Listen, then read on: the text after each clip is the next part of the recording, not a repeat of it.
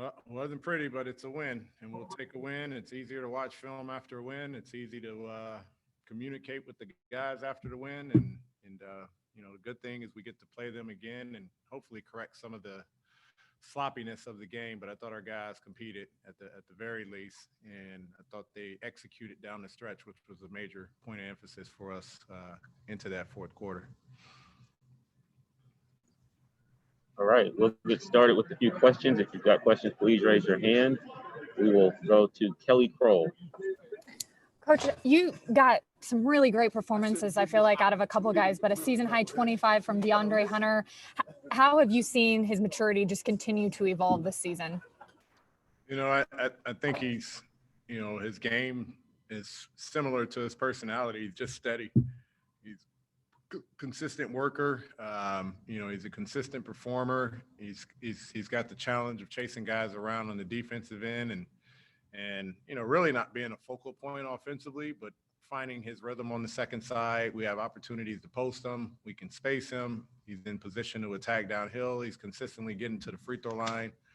And so I think the steady part of his game is the balance of which he plays and the balance of which we can use him.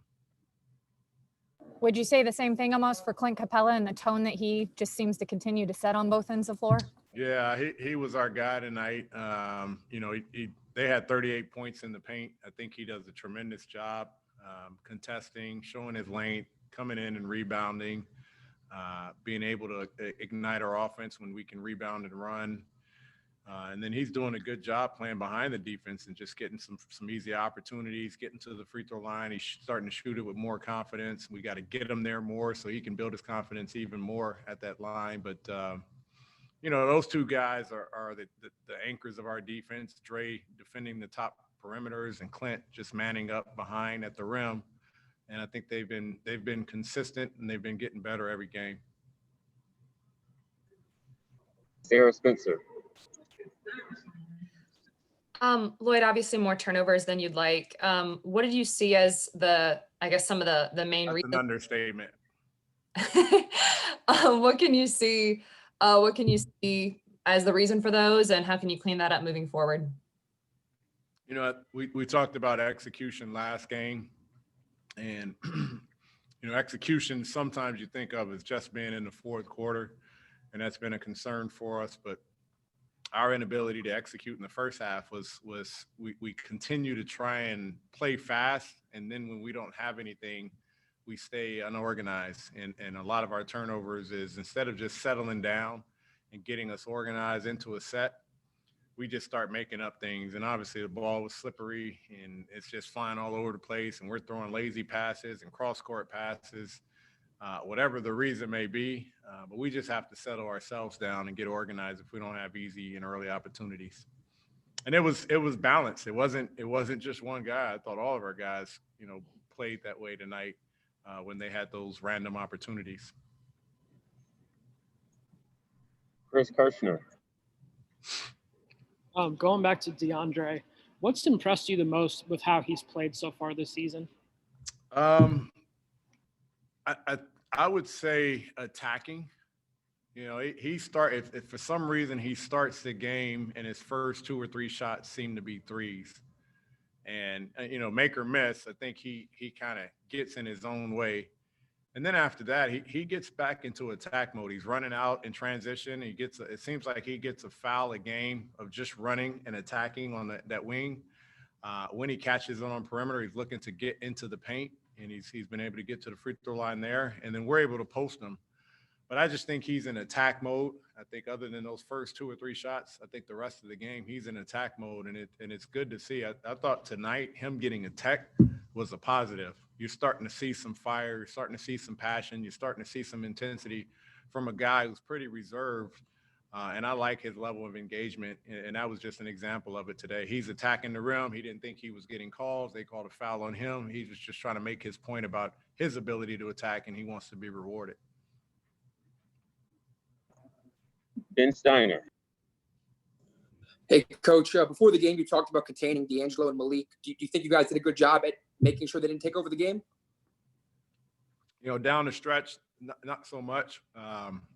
I think Beasley hits 2 threes late. D'Angelo, we lose him, and he gets one on the on the baseline out of bounds or side out of bounds play. But I thought for the most part, guys in this league that are going to shoot 20-plus attempts in a game are going to be hard to contain. I thought we did what we needed to do to make them work, to try and take them out of some actions. We try to contest. They're slippery. They got the green light, so you're not going to stop those guys. But aside from the fourth quarter, the late threes that they got, I thought our guys competed and really made it tough for them all night. Jamila Johnson. Hey, Coach. When Trey got into that foul trouble, you put Brandon Goodwin out there. What'd you like from him? You guys have kind of been singing his praises already for the past few games. So yeah, Brandon goes 1 for 10 tonight, and it doesn't bother me one bit because his contributions were on the defensive end. He's chirping with D'Angelo, but to me, D'Angelo feels the guy if he's got to talk to him as much as he was. And that's what Brandon brings to our table is he's a guy that's going to pick up for 94 feet. He's going to get into the basketball. He's going to pick up the tempo for us offensively and then help us get organized. But I think he's just bringing great leadership, great energy, setting the tone for our defense by picking up. And he's been doing that the last couple of games, and that's why he's out there. George Henry. Yeah, Lloyd, I apologize if you've already answered this, but can you speak to what Clint Capella has meant the last few weeks? He's really turned it on for you. Yeah, just the anchor of our defense. A guy that's down there. More importantly, the defensive rebounding. I know he's a great rebounder. I know he gets a lot. But it really makes it enjoyable to have a guy that is going to secure a rebound and allow us to get out and run. And he's not going to lead the league in blocks. That's really not the strongest part. He will contest, he will challenge, he will alter shots. But securing defensive rebounds, I think, is where he's tremendous because it gives us an opportunity to get out and run, and we need to play that way. And we have a guy back there that's doing it. And I think he's being rewarded on the other end as well, just his activity and being able to play behind the defense. And just having the fives have to defend and pick and roll is tough. When you're guarding Trey and you're using your fives. I think sometimes when we go small, you can put some fours or John in there and they can switch or buttle it up a little bit. But a guy that comes up and can set screens and can get behind the defense, it makes it tough. So just really excited for his play, his growth, him really joining in. There's a while where you're trying to see if he's fitting, if his conditioning's there. He hasn't played in a long time, but I think he's settled in here with our guys now. Thank you. John Stinson. Congratulations, Coach. With about 3 minutes left to go in the game, Minnesota cut it to 6. What was your message to the team and your attitude toward them finishing this game? I thought it was the communication on some of the pin downs with Beasley, understanding they need threes and quick scores to get back in the game and the inability to communicate on those 2 possessions. Just really want to lock in defensively what we need to do, what they're looking to do, and see if we can, A, make them use some clock on their possessions, and B, just take away the 3-point shot. And so we needed to apply some pressure. We needed to switch out on some of their guys and give them some different looks. Got 2 more. First from Brad Rowland. You used a pretty short rotation, I think only 9 tonight and only 8 in the second half. Is that what the plan was going in, or just shortened it up because it was a close game?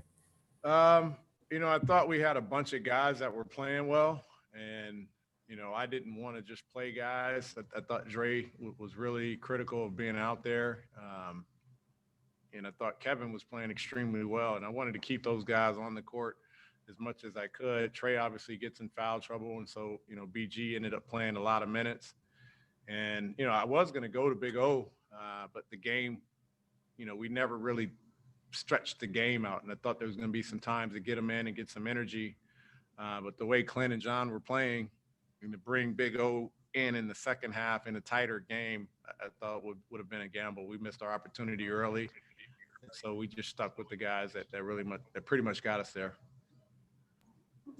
Final question from Edwin Powell. 32 assists tonight for you guys, Coach. Were you pleased with the ball movement? You're breaking up, Edwin. I said you guys had 32 assists tonight. Were you pleased with ball movement? I was discouraged with turnovers. It's one of those games where you look at it and say, well, finally, we have 30 plus. And it's a game where you had 26 turnovers. So this easily could have been a 40 plus assist game. We got to take care of the basketball because when we had good possessions, when we were organized, we were able to get assisted baskets. And so, valuing the possession is extremely important. And especially in a night where you got it going, you don't want to give up your possessions. And I thought we were sloppy for most of the game. But when we were organized, yes, I was extremely pleased with our guys. Thank you very much, Coach. All right. Thank you.